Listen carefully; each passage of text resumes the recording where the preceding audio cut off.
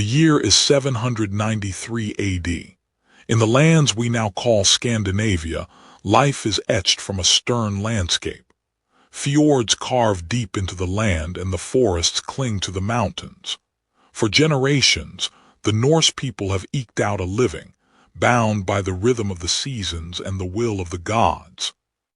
But times are changing. The population swells, pressing against the limits of the land. Fields that once yielded enough now struggle to feed growing families. Younger sons find themselves without inheritance, without land, without a future. Bjorn Ironside, a young man hardened by years of toil, feels the pinch of these changing times. He watches as his family struggles to wrest a living from the unforgiving soil. He dreams of more than just survival. The Norse turn to their gods for guidance and solace. Odin, the All-Father, Thor, the god of thunder, and Freya, the god of fertility, demand respect and offerings. The belief in Valhalla, the hall of the slain, fuels a warrior culture, where death in battle is seen as the noblest fate. But the gods alone cannot provide. Necessity breeds innovation. The Norse are master shipbuilders, crafting vessels that can navigate the treacherous seas. The longship, a marvel of engineering, becomes their key to expansion. The longship, with its shallow draft and powerful oars, can sail up rivers and across open ocean. It is a vessel of war, trade, and exploration, capable of carrying warriors, goods, and dreams to distant lands. Bjorn watches, his heart pounding with anticipation. He sees the longship not just as a vessel, but as a path to wealth, to glory, to a future beyond the confines of his small village. Rumors begin to spread, tales of rich monasteries and undefended settlements across the sea. Whispers of easy wealth and glorious battles reach the ears of those who are willing to take the risk. The time for expansion is at hand. Bjorn gathers a band of like-minded warriors, men who share his hunger for adventure and his desire for a better life. They prepare their longship, stocking it with provisions and weapons, ready to face the unknown. The voyage is fraught with peril. Storms rage across the sea, testing the limits of their ship and their courage. But they press on, driven by the promise of what awaits them on the other side. In 793 AD, the storm breaks upon the shores of Lindisfarne, a peaceful monastery off the coast of Northumbria. The Norse warriors, with Bjorn among them, descend upon the unsuspecting monks, their axes and swords hungry for blood and plunder. The Viking Age has begun. Bjorn stands amidst the carnage, his heart pounding in his chest. He has tasted blood and plunder, and he knows that this is just the beginning. The dawn of the Viking Age has broken, and the world will never be the same. The year of our Lord 793 marked a turning. A shadow fell upon the shores of Northumbria, a harbinger of an age of fear and fire. The longships came, swift as the wind and filled with men hungry for plunder. Among those aboard was Bjorn, barely a man grown, eager to prove himself. He clutched his axe, the cold steel a comfort against the churning in his gut. This was his first raid, his first taste of war. Lindisfarne, a holy island, a beacon of faith and learning, lay vulnerable. Its monks, dedicated to prayer and scholarship, had no inkling of the storm that was about to break upon them. The attack was swift and brutal. The Vikings, with a terrifying war cry, swarmed the monastery. Steel clashed against stone, and the air filled with the screams of the innocent. Bjorn, caught up in the frenzy, swung his axe, but amidst the chaos a flicker of doubt crossed his mind. The sacred texts, the golden chalices, was this truly glory? The monastery was stripped bare. Treasures, accumulated over generations, were plundered. The Vikings, driven by greed and a thirst for power, showed no mercy. The slaughter was indiscriminate. Monks, scholars, and servants alike fell before the Viking axes. The sanctuary became a tomb. As the longships departed, Lindisfarne burned. The smoke signaled the beginning of a new era, an era of Viking terror and relentless raids along the English coast. The news of Lindisfarne sent shockwaves across the land. Fear gripped the hearts of the people. The age of the Vikings had begun, and England was its first target. Back in Scandinavia, Bjorn sat by the fire, the spoils of Lindisfarne glinting in the firelight. But the victory felt hollow. He had tasted blood and witnessed destruction, and a seed of doubt had been planted in his heart. Odd, wise, and perceptive, saw the turmoil in Bjorn's eyes. She knew that war changed men, and she wondered what this new age would bring to their people. Lindisfarne was just the beginning. The Viking Age had dawned, and the shores of England would soon burn with the fires of conquest and ambition. The whispers of raids turned into roars of invasion. No longer content with fleeting strikes, the Norsemen began to assemble great fleets, their sights set on conquest. The coasts of England, once havens of peace, became battlegrounds. Towns were sacked, monasteries looted, and the land soaked in blood as the Vikings pressed their relentless assault. Leaders like Bjorn Ironside, hardened by years of seafaring and battle, guided the Viking armies. Their strategies were brutal but effective, exploiting weaknesses in the Anglo-Saxon defenses. In Ireland, the Vikings established permanent settlements, transforming coastal villages into bustling trading hubs. Dublin, born from a Viking longfort, began its ascent as a center of power and commerce. Northumbria fell to the great heathen army, and York, renamed Jorvik, became the capital of a new Viking kingdom. The Danelaw was forged in blood and steel, forever altering the map of England. Amidst the chaos, some Norsemen harbored deeper concerns. Aud the deep-minded, a woman of wealth and foresight, saw beyond the immediate riches of raiding. The raids bring wealth, but at what cost? Aud questioned the captains. Our sons risk their lives for fleeting glory. We must seek a future beyond endless war. Driven by Aud's words and the desire for new lands, some Vikings turned their prows westward, towards the unexplored reaches of the North Atlantic. In England, Cnut the Great rose to power, forging a North Sea empire that united Danes and Anglo-Saxons under his rule. Cnut's reign brought a semblance of peace and prosperity. Trade flourished, and the Viking presence in England evolved from raiding to integration. As Cnut consolidated his power, Aud prepared her family for a different path. She gathered her kin and set sail for Iceland, then Greenland, seeking a new home far from the strife of Europe. The age of raiding was far from over, but the seeds of settlement and exploration had been sown. The Vikings were not merely destroyers, they were also pioneers, shaping new lands and forging new destinies. The story was far from over. While the Vikings' western sails caught the winds towards England and France, another saga unfolded in the east. Here, the waterways of modern-day Russia and Ukraine became the highways for Norse adventurers and traders. Men like Bjorn Ironside, driven by the familiar Norse hunger for wealth and adventure, pushed eastward.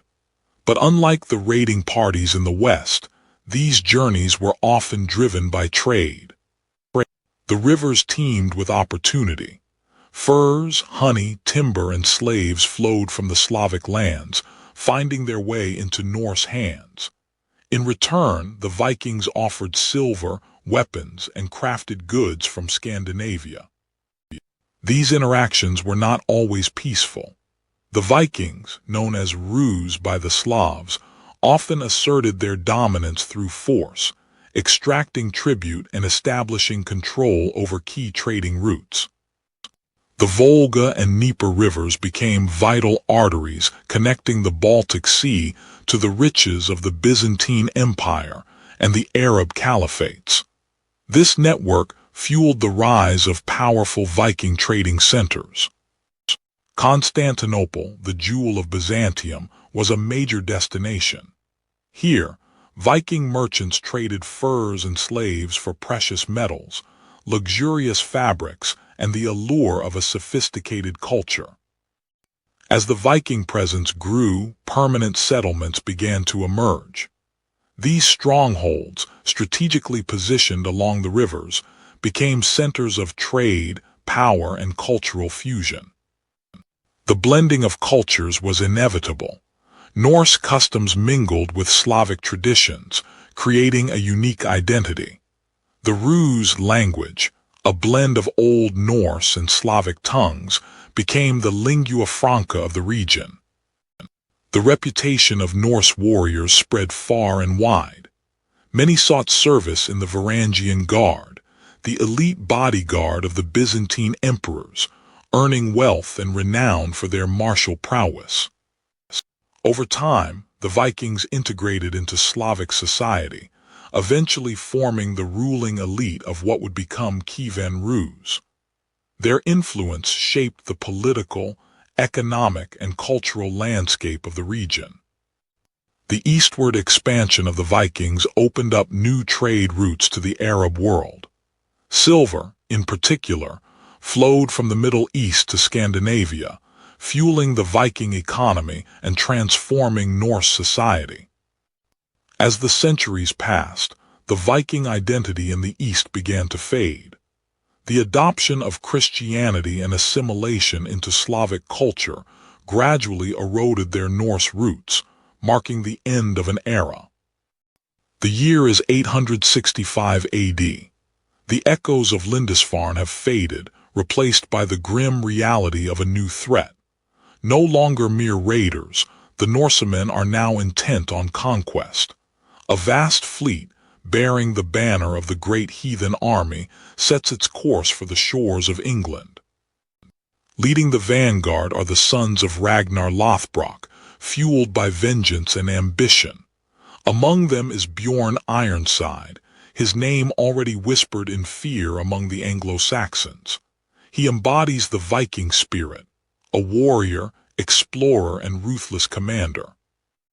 The great heathen army lands in East Anglia, but their gaze is soon set upon Northumbria and its rich capital, York. The Anglo-Saxon kingdoms, fractured and warring amongst themselves, are ill-prepared for the onslaught. York falls, and the Vikings plant their banner on English soil. Only Alfred, King of Wessex, stands defiant against the tide. After a series of bitter defeats, he retreats to the marshes, a fugitive in his own land. Yet, even in the face of seemingly insurmountable odds, the flame of Anglo-Saxon resistance flickers. Years of war and bloodshed culminate in a divided England. The Vikings carve out a vast territory for themselves, stretching across the north and east. This becomes known as the Danelaw, where Viking law and customs prevail. The Danelaw is more than just a land of warriors. Viking settlers arrive, tilling the land, building farms, and establishing new communities. They bring with them their own agricultural practices, transforming the landscape. In the heart of the Danelaw, cities like York-Jorvik become centers of trade and cultural exchange. Vikings and Anglo-Saxons mingle, trading goods, ideas, and skills. A new hybrid culture begins to emerge, a fusion of Norse and Anglo-Saxon traditions. The Vikings brought with them new trade connections, expanding the flow of goods and wealth. Silver flowed from the east in exchange for slaves, furs, and other valuable commodities. Centuries passed and the lines blurred. The Vikings of the Danelaw intermarried, converted to Christianity, and slowly integrated into Anglo-Saxon society. The arrival of Cnut the Great changed the game, forming the North Sea Empire, uniting England and Scandinavia. Figures like Aud the Deep-Minded, with her blend of Norse wisdom and shrewd political acumen, emerged as key influencers, helping to forge a new identity within the Danelaw. They advocated for a society where Viking strength was tempered by Anglo-Saxon laws and Christian values. The cultural exchange was not merely superficial. The Vikings adopted Christianity, but they also left their mark on Anglo-Saxon art, language, and law. The echoes of Norse mythology intertwined with Christian beliefs, creating a unique spiritual landscape. The Danelaw, a chapter etched in blood and steel, faded into history. Yet its legacy remains. Place names, customs, and even the genetic makeup of the English people bear witness to the Viking presence. The sea wolves may have sailed away, but their impact continues to resonate through the centuries. The call of the West echoed in the halls of Scandinavia. Tales of land beyond the known world, of Iceland, Greenland, and even a land they called Vinland, spurred the hearts of brave Norsemen.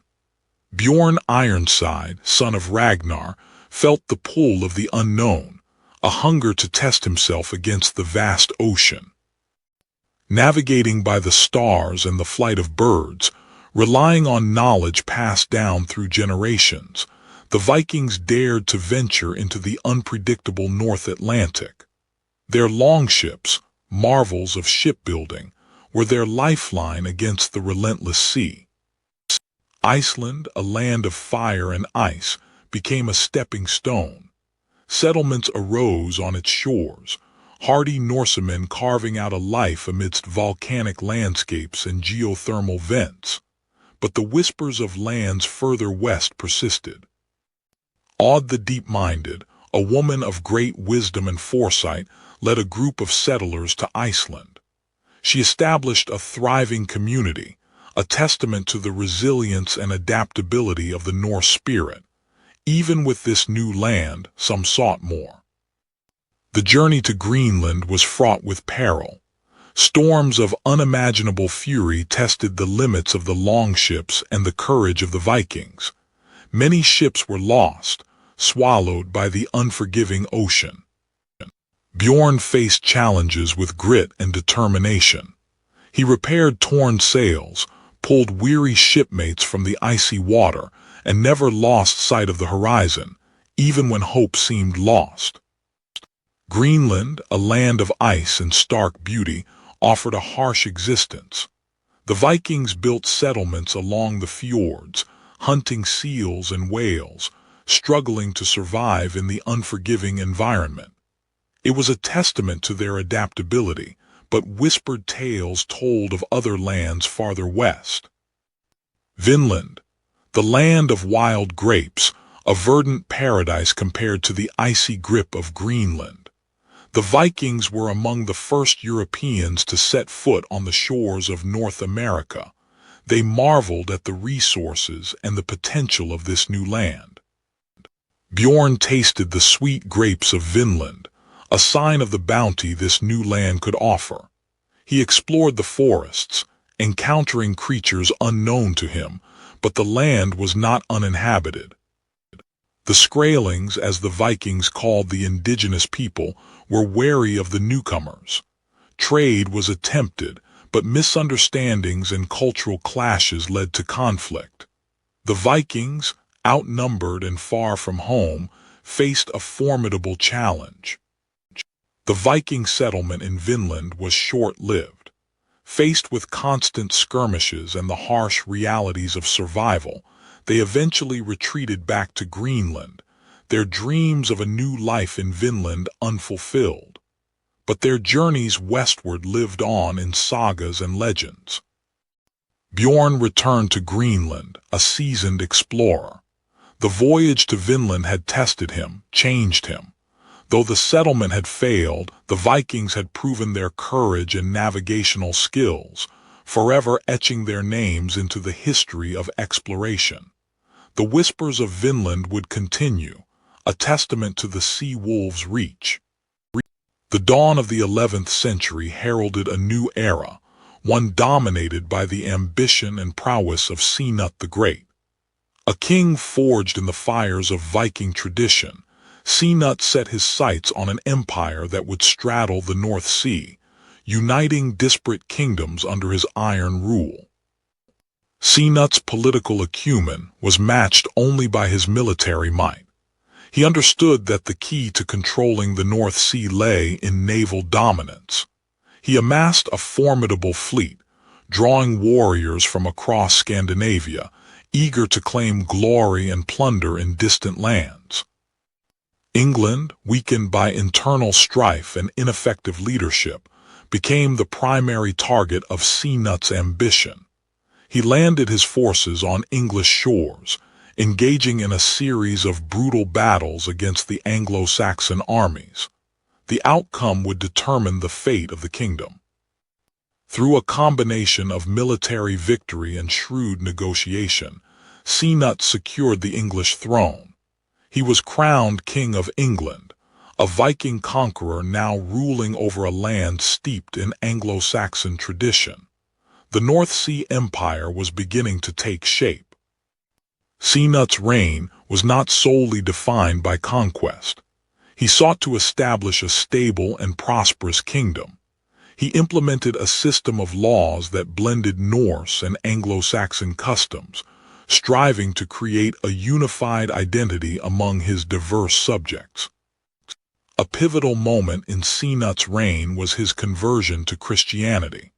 While perhaps motivated by political expediency, it signaled a shift in the Viking world, as one of its most powerful rulers embraced the faith that was sweeping across Europe. The conversion had far-reaching consequences. With England secured, Sinutt turned his attention back to Scandinavia.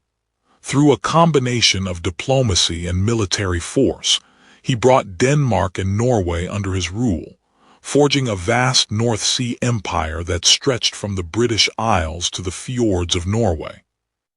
Sinutt's reign was marked by a period of relative peace and stability. He fostered trade, encouraged the arts, and strengthened the legal system. The North Sea Empire became a center of commerce and cultural exchange, linking Scandinavia and England in unprecedented ways. Despite his successes, Sinutt faced challenges to his authority. Rebellions flared in Norway, testing his resolve and forcing him to expend resources to maintain control. The vastness of his empire made it difficult to govern. As Sinutt grew older, he became increasingly concerned about the future of his empire.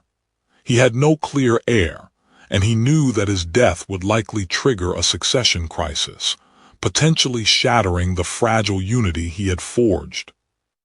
In 1035, Sinutt the Great died, leaving behind a vast empire and a legacy of conquest and consolidation.